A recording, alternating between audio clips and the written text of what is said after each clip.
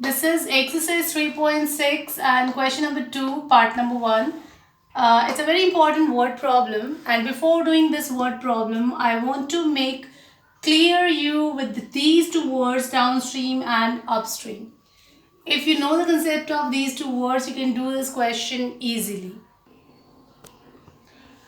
So downstream, before downstream and upstream, I want to ask you something. Have you ever felt a push when you're moving in the direction of wind? Yes. If the wind is blowing with a high speed, at a high speed, then you feel a push, isn't it? That means with your speed, the speed of air is added. That's why your speed is increased at that time. So here also in this question, the downstream means if the boat is moving, let's say in this direction, that means, and if it is, we are saying that it is, the boat is rowing in downstream, it means the direction of boat and the direction of water here is same. And at that time, the speed of boat and the speed of water will be added. So during downstream, the speed of boat will be increased because in the speed of boat, the speed of water gets added. That's why during downstream the speed is added. And in the same way, upstream means when the boat, suppose, is moving in this direction and water is moving in this direction, the current is in this direction, so both of them are in opposite direction, and at that time the speed of boat will be decreased, because from the speed of the boat the speed of the current will be subtracted. Okay, so let us suppose now, after clearing these two words, we'll have to suppose, let, it's the solution now. But before solution, I want to read the question for you. Ritu can row downstream 20 kilometer. The distance is 20 kilometer in 2 hours.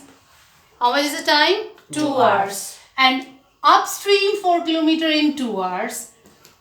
Find the speed of rowing in still water and the speed of the current. We have to find out two things here.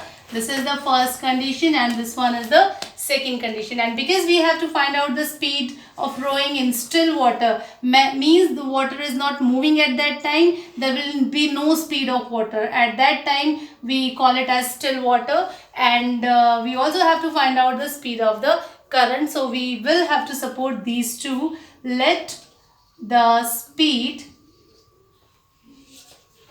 of water in still water,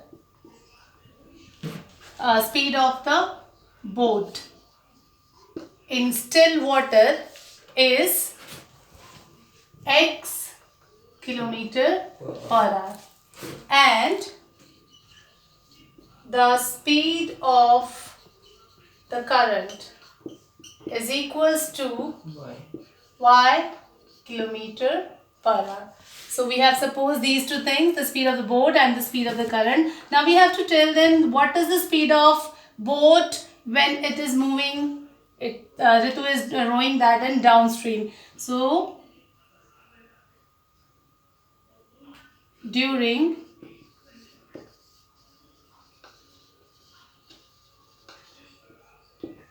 downstream, the speed of the boat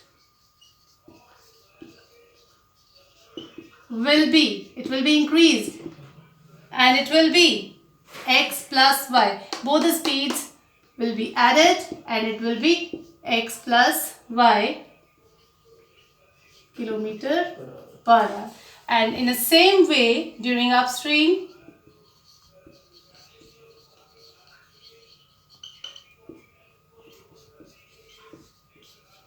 the speed of boat will be x minus y kilometer per hour. Okay, these are the speeds now, and we know we have a formula again, that is distance is speed into time. So this formula will have to apply for the given conditions, and the first condition is when the Ritukan rode downstream 20 kilometer. The distance is 20 kilometer, and the speed at that time, because she is rowing downstream, that's why the speed is x plus y. So speed here is x plus y, and time is 2 hour. So here the time is 2 hours. So according to the first condition, the equation will be speed into time is equals to distance. Okay, so this will be the first condition. And can you see anything here? Yes, we can cut it. So this will be x plus y equals to 10, and we'll get an easy equation. In the same way, we'll apply the second condition according to the second condition. At this time, the distance is 4 and the speed in upstream is x minus y, and the time is 2 hours. So the condition applies d equal to s into t, means distance equal to speed into time. So it will be like speed into time is equals to distance. Again you can cancel out, 2 2s are 4, and it will be now x minus y equals to 2, and this is the second condition. Now these two are the equations, and we can see that we can solve them easily by applying the elimination method. So I'm going to add these two equations. If you will add these two equations, y will cancel out, x plus x is 2x equals to 10 plus 2 is 12, and this will again cancel out. So this implies x equals to 6. And if you put the value of